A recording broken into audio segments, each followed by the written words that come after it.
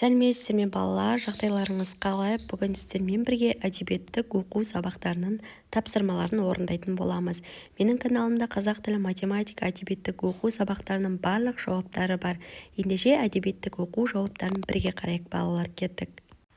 Ал балалар, біздің бірінші тапсырмамыз оқиғасы денсаулық зор байлық деген нақылға құрылған мәтінді ата делінген, иә? Бізде бірінші Қожа Насыр мен Ашқарақ аңыз әңгімесі, екінші Міржақып Дулатовтың байлық деген, үшінші Ыбырай Алтынсарин салақтық, төртінші Бердібек Соқпақбаев шынқысын теңеміз. Бұл жерде екіншісі дұрыс, Міржақып Дулатов байлық әңгімесі, иә? Екінші тапсырма тазалық денсаулық кепілі оқиғасы осы нақыл сөзге құрылған мәтінді ата делінген. Бірінші Қомағайлық, екінші Міржақып Дулатов байлық, үшінші Ыбырай Алтынсарин салақтық, төртінші Қожа Насыр мен Ашқарақ. Бізде Ыбырай Алтынсариннің салақтық дегені дұрыс, иә балалар? Ал балалар, бізде үшінші тапсырма шығарманы ата. Басталуы шалдың 4 ұлының болуы. Жалғасуы шалдың 4 ұлына өтініші, 4 ұлдың жауабы.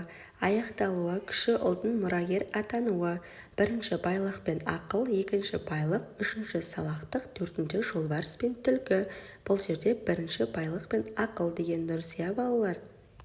Ал келесі бізде 4 пен 5-ші тапсырма. Төртінші тапсырма бөлімдегі спорт тақырыбына жазылған шығарманы ата. Бірінші Ыбырай Алтынсарин салақтық, екінші Дулатов байлық, төртінші Чуковский кірқоймас, төртінші Мырза Әли қазақша күрес.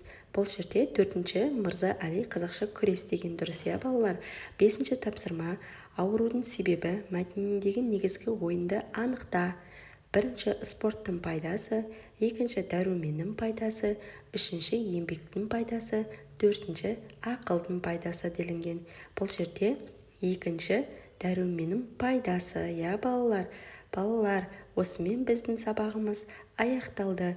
Менің каналымда қазақ тілі, математика және де әдебиеттік оқу 3-2 кластың жауаптарының барлық түрлері бар.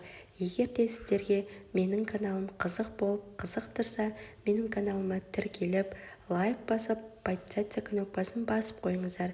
Подписаться кнопкасын басып қойсаңыздар, сіздерге менің шығарған жауаптарын бірінші болып, алғашқы болып көрулеріңіз үшін қажет болады балалар.